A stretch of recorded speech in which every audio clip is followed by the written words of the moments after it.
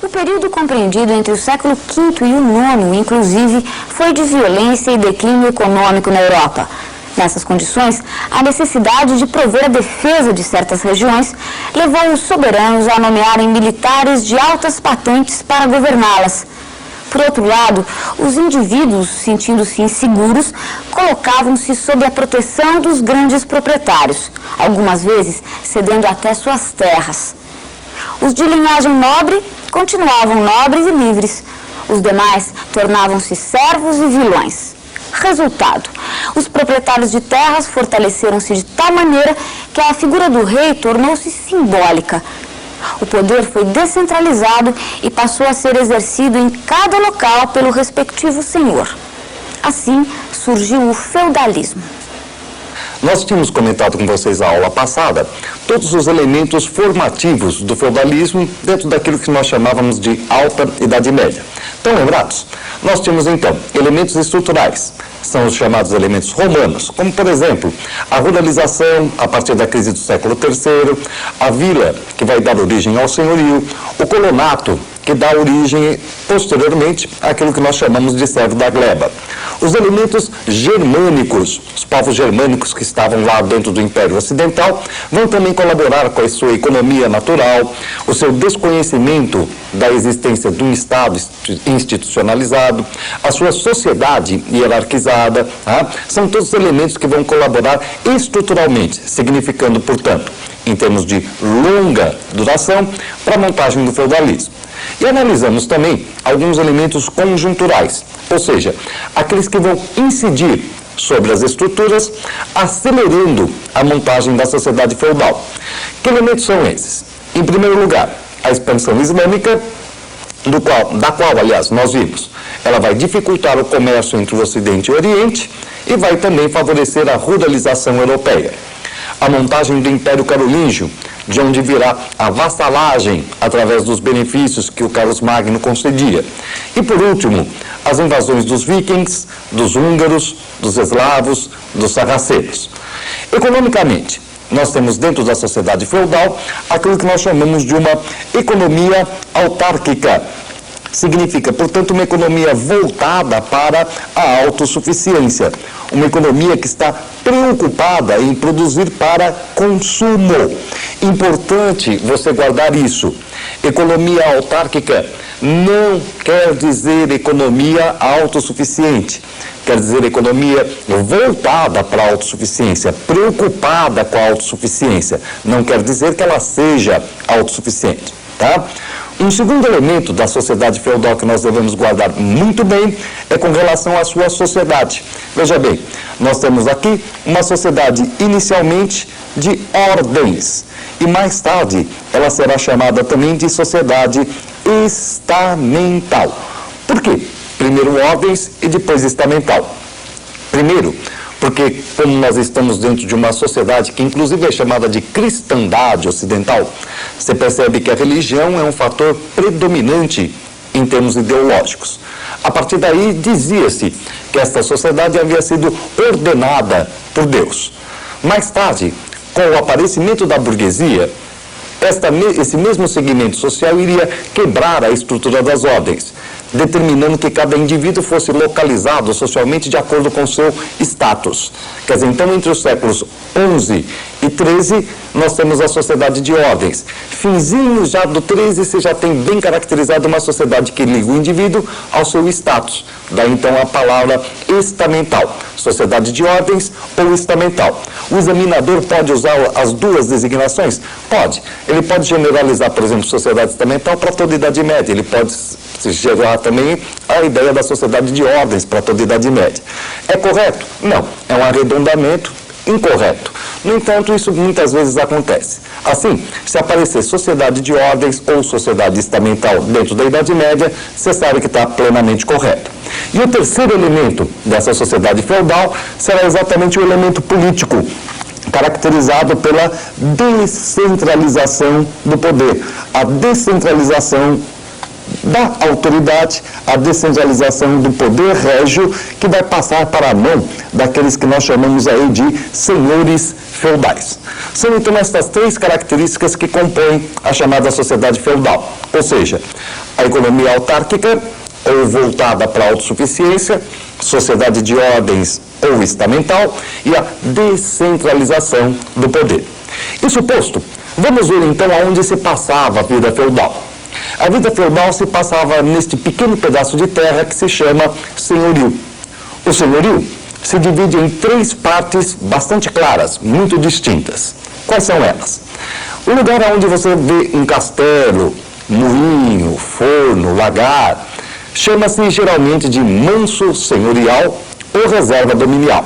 São as terras que pertencem diretamente ao proprietário, diretamente ao senhor. Tá? Tudo que é produzido ali vai direto para o castelo do senhor. Do outro lado se encontra uma série de pequenos lotes de terra, uma pequena aldeia camponesa. Cada um daqueles pequenos lotezinhos é chamado de manso. E de lá o servinho tira o sustento para fazer o seu dia a dia, para passar o seu dia a dia. Resultado, você tem o manso senhorial, o manso servil, e ao redor do senhorio, bosques, florestas, pântanos, alagadiços. Essas terras, elas são geralmente exploradas tanto pelo senhor quanto pelo servo, que vão lá atrás de madeira, de material de construção, utilização de pastagens, etc. Como o senhor e o servo utilizam aquela terra de forma comum, elas são chamadas de terras coletivas, tá? Mas vejam bem, você tem o manso senhorial, o manso servil, as terras coletivas, as três partes do senhorio. Só que nós estamos cansados de saber que senhor não vai pegar na enxada para trabalhar na terra. Quem faz todo o serviço, quem elabora todo o serviço é ninguém mais, ninguém menos do que o servo. Obrigado, portanto, a fazer uma série de serviços. Dentre os diversos serviços que o servo faz, os três principais são esses que nós vamos apontar agora aqui para você, dentro do nosso segundo resumo. Olha só, o elemento fundamental que praticamente vai continuar em certas regiões até a Revolução Francesa e em outras regiões até depois dela, é a corveia. Corveia é uma obrigação que o servo tem que fazer trabalhando alguns dias dentro da terra do senhor. Portanto, a corveia equivale a dias de trabalho compulsório do servo dentro das terras do senhor. E também, do todo que ele produz, ele vai ter que entregar uma parte para o senhor. Resultado, ele tem mais duas obrigações que nós vamos acompanhar aqui para saber quais são elas. Veja bem, você tem a talha, que é uma parte da produção que o servo é obrigado a entregar ao senhor. Além dos dias de trabalho da corveia, tudo aquilo que ele produz no manso servil, ele tem que entregar uma parte para o senhor. Esse pagamento chama-se de talha. É como se fosse o aluguel do manso onde ele trabalha, da onde ele tira o seu sustento. E todas as vezes que ele for utilizar algum instrumento que pertence ao senhor, ele é obrigado a pagar as chamadas banalidades. O que vem a ser as banalidades? O pagamento pela utilização de instrumentos que pertençam ao senhorio, que, portanto, sejam do proprietário. Mas repare o seguinte, nessa nossa descrição, nós mostramos para vocês que o servo realiza todo o serviço do senhorio. Resultado, ele não se especializa em absolutamente nada. Isso significa que quando ele está trabalhando, ele sempre vai trabalhar com uma tecnologia bastante rudimentar, uma tecnologia muito ruinzinha. Essa tecnologia rudimentar determina o aparecimento de uma baixa produtividade, o que não quer dizer que aquilo que ele produzisse fosse suficiente para aqueles indivíduos que habitam a região do senhorio, tá? Agora, notem que, de repente, esse nosso amigo servo, com tecnologia rudimentar e baixa produtividade, faz comércio, sim. Claro que não é um comércio como aquele que você conhece na antiguidade, etc. Existem moedas, sim. Existe circulação de mercadoria, sim, é óbvio. Só que, de repente, você vai perceber o seguinte, que dentro desse conjunto de coisas, a moeda não ocupa um papel primordial, mas ocupa um papel importante, sim, no conjunto econômico. Olha aqui para o nosso resumo, você vai tentar verificar aquilo que nós estamos falando para você. Veja bem, a economia, ela é essencialmente agrária, não exclusivamente, é essencialmente, não exclusivamente, tá? Significa que o setor agrário predomina, mas não é exclusivo.